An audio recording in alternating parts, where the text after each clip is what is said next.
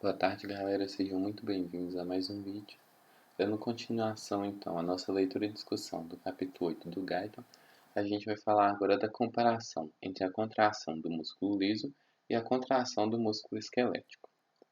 Enquanto a maioria dos músculos esqueléticos contrai e relaxa rapidamente, a maior parte da contração do músculo liso é uma contração tônica prolongada, durando às vezes horas e até mesmo dias. Portanto, espera-se que tanto as características físicas quanto as químicas no músculo liso difiram das do músculo esquelético. A seguir, algumas das diferenças são discutidas.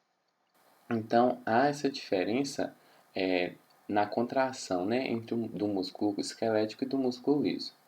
Enquanto o músculo esquelético é rápido, se contrai e relaxa muito rápido, o processo de contração e relaxamento do músculo liso é muito mais prolongado. Então, com isso, necessita de alterações físicas e químicas que vão ser discutidas agora. Primeiro é a baixa frequência de ciclos das pontes cruzadas de miosina.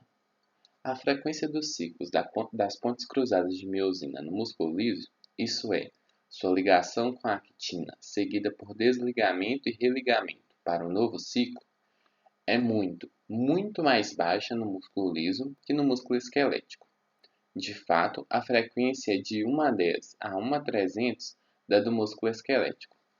Então, a frequência com que ocorre essa ligação e desligação dos filamentos de miosina e actina no músculo liso é muito mais baixo. Então, no músculo esquelético, esse processo de ligação da miosina com a actina e desligamento, né, é muito rápido, enquanto no músculo liso é muito mais lento. Assim, a frequência é muito mais baixa, a frequência com que isso ocorre. Ou seja, se for pegar as vezes por segundo com que ocorre essa ligação e desligação, no músculo liso é muito mais baixa essa frequência, então é muito mais lento esse processo. Ainda assim, acredita-se que a fração de tempo em que as pontes cruzadas se mantêm ligadas aos filamentos de actina, que é fator importante na determinação da força de contração, seja bastante aumentada no músculo liso. Então, esse processo de ligação e desligação da miosina com a actina é menor no músculo liso. Entretanto, o tempo com que a miosina e a actina ficam ligadas é maior. Assim, como a contração depende dessa ligação da miosina com a actina, então esse processo de contração e esse tônus contrátil no músculo liso vai ser maior. Possível razão para a baixa frequência dos ciclos é que as cabeças das pontes cruzadas apresentam menos atividade de ATPase do que no músculo esquelético, de forma que a degradação do ATP, que energiza os movimentos das cabeças das pontes cruzadas, é reduzida com a correspondente baixa velocidade dos ciclos. Então, o motivo que explica, né, essa baixa frequência que ocorre no músculo liso e esse período prolongado com que a actina fica interagindo com a miosina é devido à ponte cruzada apresentar menos atividade ATPase. Então, a gente já viu, né, nos capítulos 6 e 7 que para que a miosina se desligue da actina é necessário a ligação do ATP e, para ocorrer uma nova contração, a quebra desse ATP através da ATPase presente nas cadeias leves da miosina, né, lá na ponte cruzada, e para que ocorra um novo ciclo. Então, como essa atividade ATPase é menor, então vai ocorrer com menos frequência essa ligação da miosina com a actina, e também essa desligação vai demorar mais. Então, o tempo em que ficam ligados também vai ser maior. Baixa energia necessária para manter a contração do músculo liso. Apenas 1 a 10 sobre 1 sobre 300 da energia do músculo esquelético são necessários para manter a mesma tensão de contração do músculo liso. Acredita-se que isso também seja resultado do longo ciclo de conexão e desconexão das pontes cruzadas e porque apenas uma molécula de ATP é necessária para cada ciclo, a despeito de sua contração. Então, para que o músculo liso mantenha essa contração, ele demanda de muito menos energia, já que essa contração ocorre, né, com a ligação da actina e miosina, e já que a actina e miosina vão permanecer ligadas por mais tempo, então a energia necessária para todo esse processo com que a contração está ocorrendo também vai ser menor, já que esse processo, né, de ligação da actina e miosina dura mais tempo, então vai ser necessário menos ATP para estar gerando essa contração. Essa parcimônia na utilização da energia pelo músculo liso é de muita importância para a economia energética total do corpo, porque os órgãos, como os intestinos, bexiga urinária, vesícula biliar e outras vísceras, com frequência mantêm por tempo indefinido contração muscular tônica. Então, essa economia de energia, né? Então, essa baixa utilização de energia é muito importante para o corpo, porque essas vísceras, esses órgãos, como foram citados, eles dependem de uma contração muito prolongada. Por várias vezes, dependem de estar longos períodos de tempo prolongado. E se isso gastasse muita energia, o corpo ia ficar com essa falta de energia, né? Já que é um processo que demanda baixa energia, assim o corpo economiza energia nesse processo que demanda uma contração por um período tão grande. Lentidão do início da contração e do relaxamento do tecido muscular liso total. O tecido muscular liso típico começa a contrair 50 a 100 milissegundos depois de excitado. Alcança a contração plena em cerca de 0,5 segundos e depois a força contrátil declina em 1 a 2 segundos, com tempo total de contração de 1 a 3 segundos. Isso é cerca de 30 vezes mais prolongado, em média, que uma só contração de uma fibra muscular esquelética. Porém, como existem muitos tipos de músculo liso, a contração de alguns tipos pode ser tão breve quanto 0,2 segundos ou tão prolongada quanto 30 segundos. Então, para que o início da contração, para que se inicie a contração, é um período mais demorado que no músculo esquelético e também o processo de relaxamento se dá mais demorado também comparado ao músculo esquelético. Entretanto, é importante lembrar, como a gente discutiu no início do capítulo, que há diferentes tipos de músculo liso, né? Então, então há músculos lisos que apresentam esse período mais rápido e há outros que apresentam mais demorado.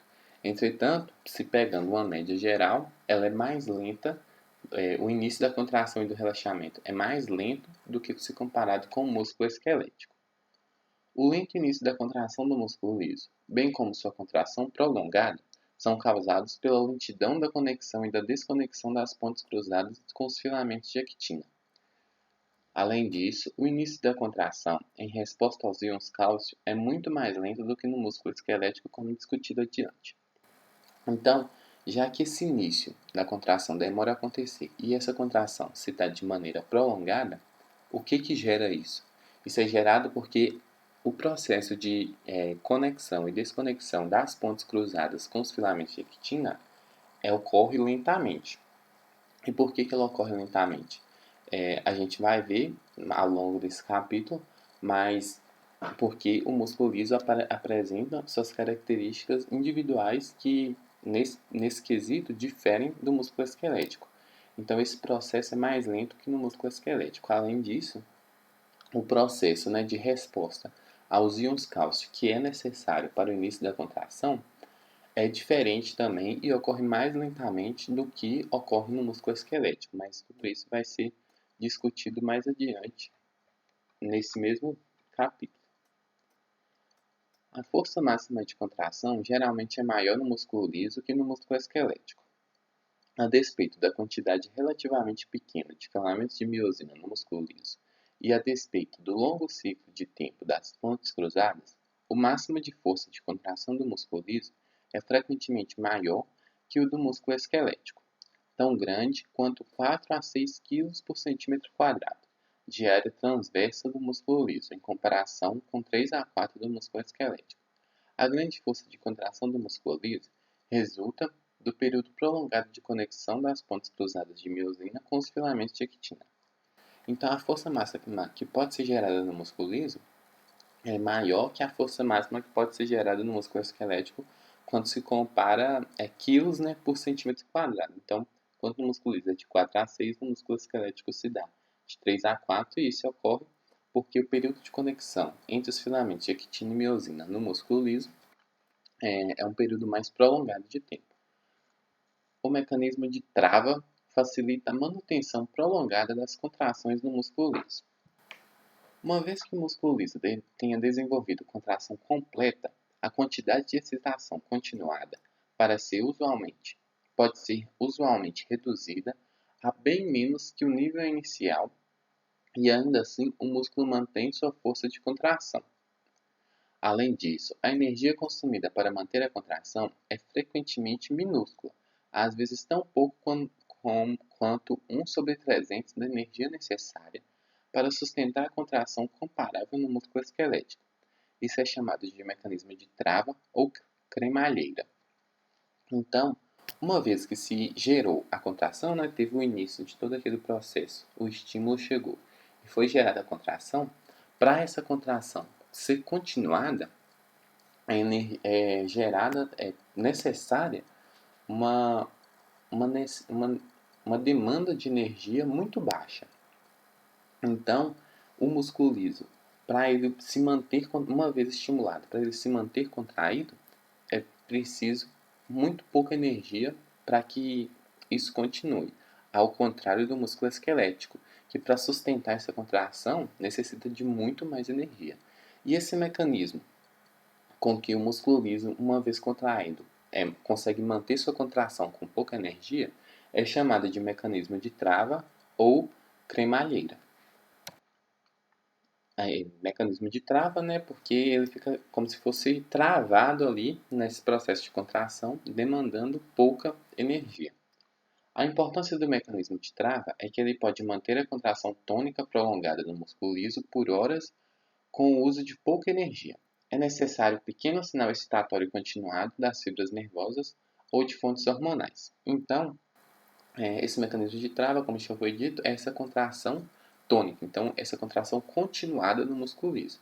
E para que isso ocorra, é preciso, né, que tenha pequenos sinais excitatórios que podem advir de fibras nervosas ou de fontes hormonais para que essa contração permaneça. Então, esse mecanismo de trava continue agindo e é um mecanismo benéfico porque ele mantém essa contração utilizando muito pouca energia.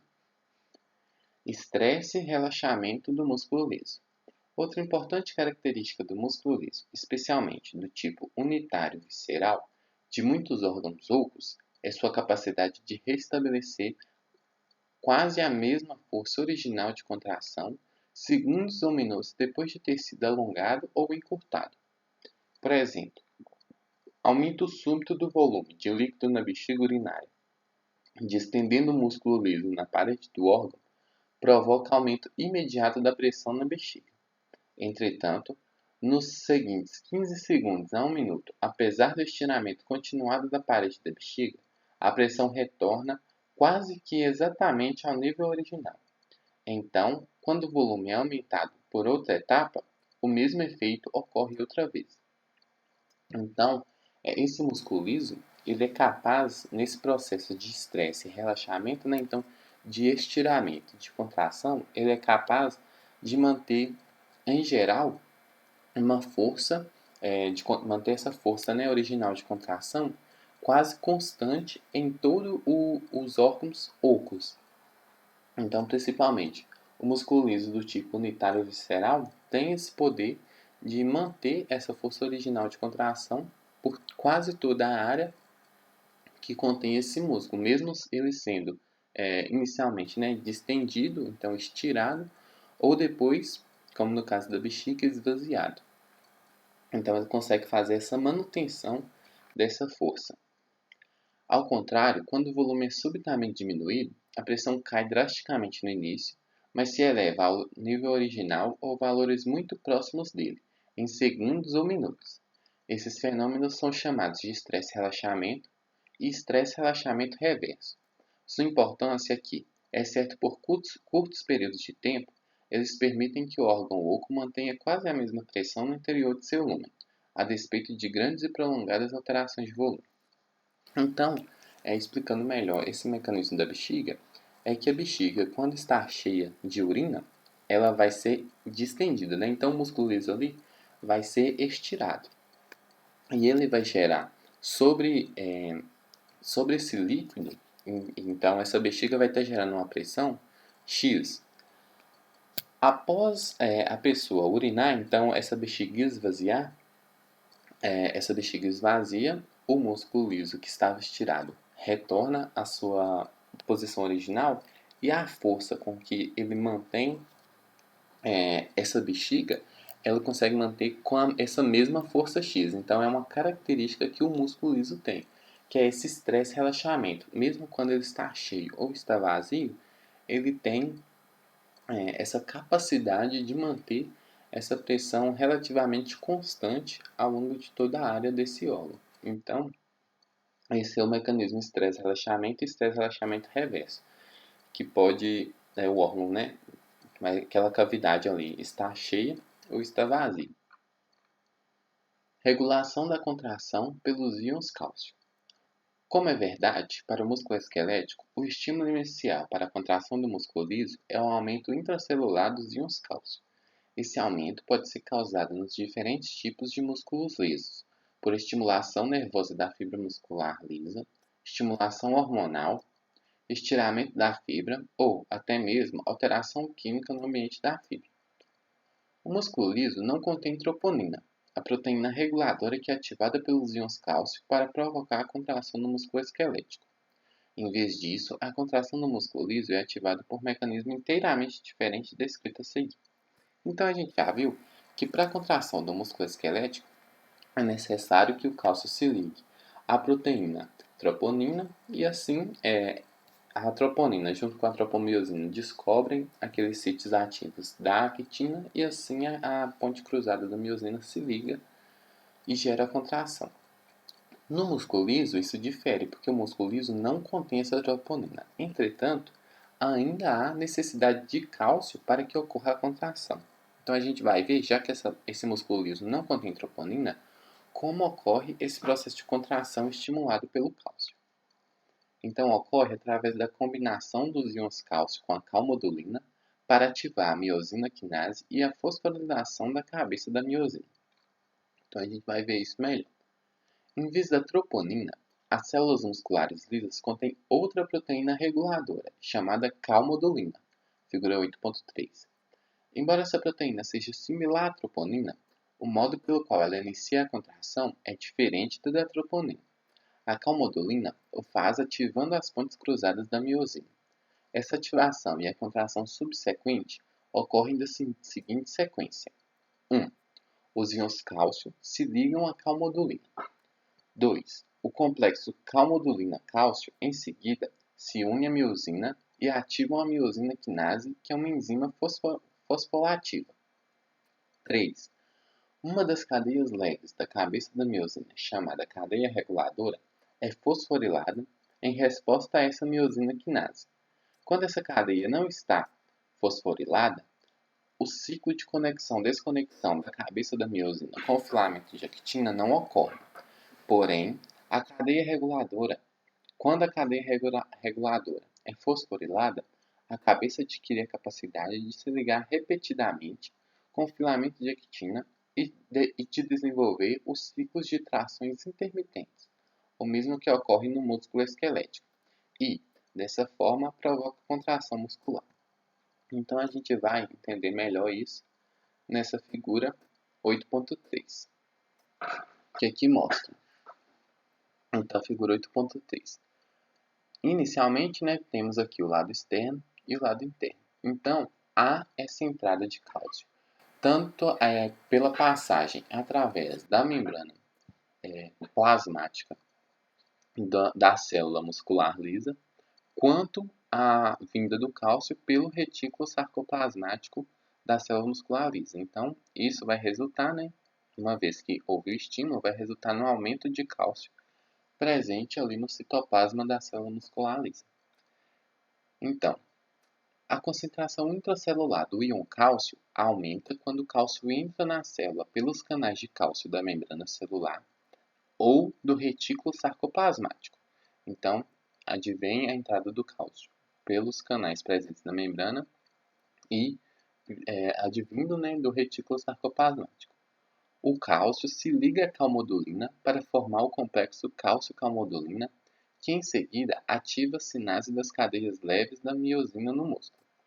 Então, esse cálcio vai se ligar a essa proteína que está presente no citoplasma e formar esse complexo cálcio-calmodulina. Então, o aumento do cálcio, o cálcio se liga à calmodulina, formou o complexo calmodulina.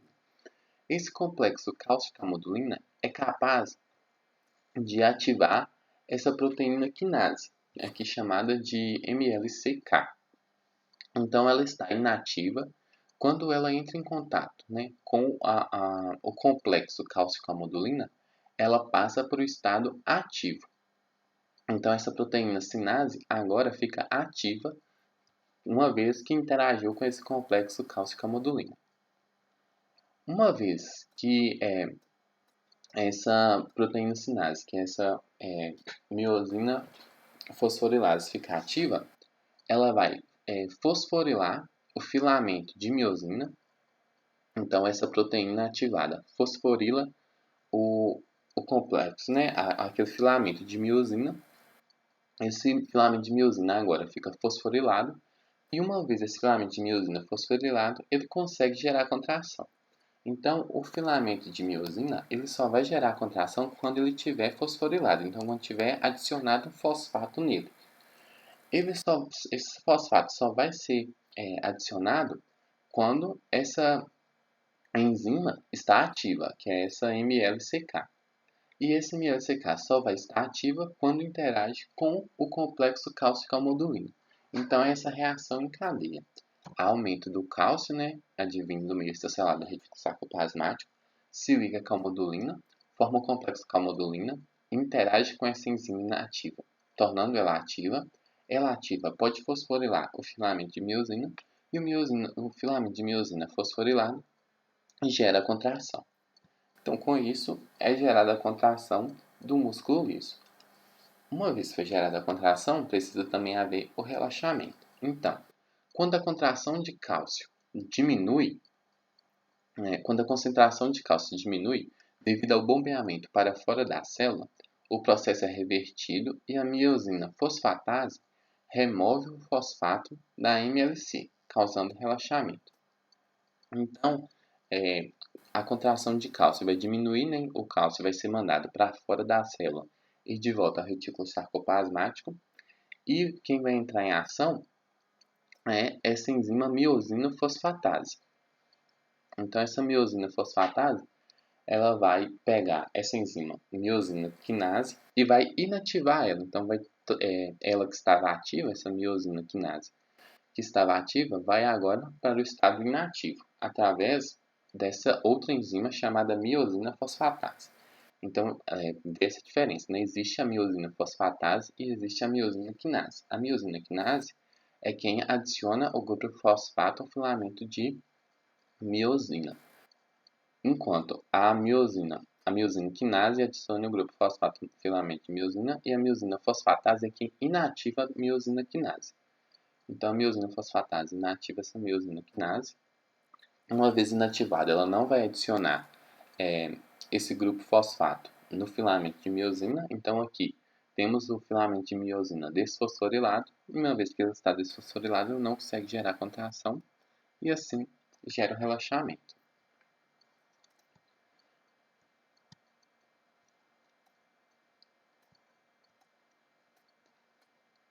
A miosina fosfatase é importante para o fim da contração.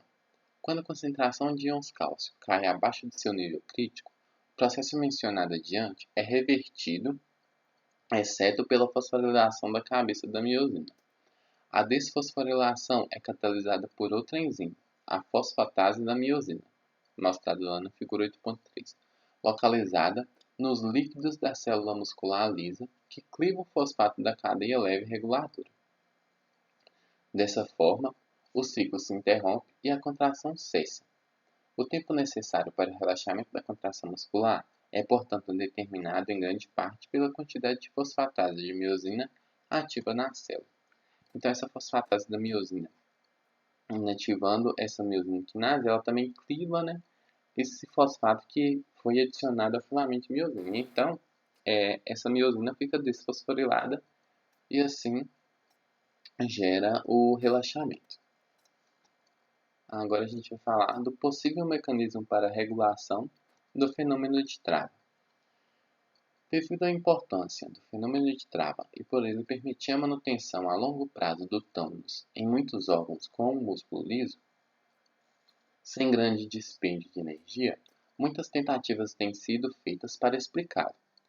Entre os muitos mecanismos que foram postulados, um dos mais simples é o seguinte. Então, esse mecanismo de trava tem tentado se explicar ele, com postulações do que provavelmente ocorre. Um desses postulados é esse que vai ser descrito a seguir. Lembrando que é uma hipótese ainda, né? Está em estudo. Quando as enzimas miosina quinase e miosina fosfatase das cabeças da miosina estão ambas muito ativadas, a frequência dos ciclos das cabeças de miosina e a velocidade de contração ficam aumentadas. Em seguida, com a redução da ativação dessas enzimas, a frequência dos ciclos diminui. Porém, ao mesmo tempo, sua desativação permite que as cabeças das miosinas se mantenham ligadas ao filamento de actina por fração cada vez mais longa da proporção do ciclo. Portanto, o número de cabeças ligadas ao filamento de actina em qualquer momento permanece grande.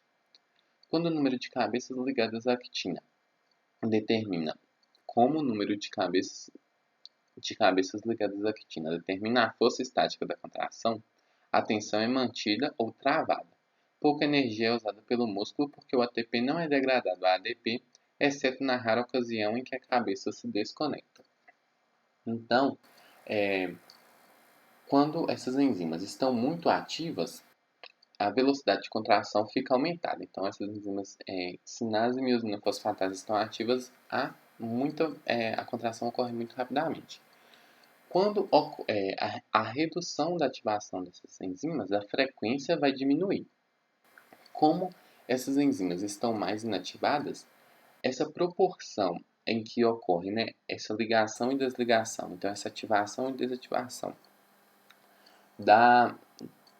do filamento de miosina com o filamento de actina se torna mais longo, já que uma vez que menos enzimas estão ativas.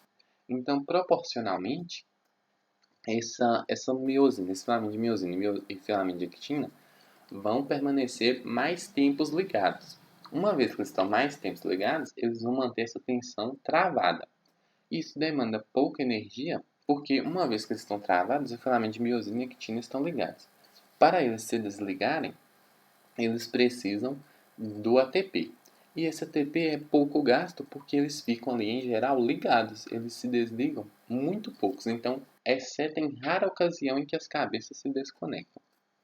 Então, na maior parte do tempo, elas vão permanecer ali ligadas, já que as enzimas agora estão com pouca ativação e elas ligadas vão gerar essa tensão, que é esse mecanismo de trava. Então, vai ser essa contração constante. Então, essa tensão constante, que é essa ligação do filamento de actina e miosina, que não ficam tão desligados. Então, ficam muito ligados entre si e assim gera esse mecanismo chamado mecanismo de trava. Então, com isso, a gente encerra mais esse vídeo. Espero que vocês tenham gostado. Se inscrevam no canal, deixe seu like, siga a gente no Instagram. Qualquer dúvida, comentário, sugestão ou crítica pode ser feita aqui nos comentários ou lá no nosso Instagram. A gente continua, né, com o próximo vídeo. Espero que vocês tenham gostado. Deixe seu like novamente, se inscreva no canal. E no mais, muito obrigado por ter assistido até aqui e até o próximo vídeo.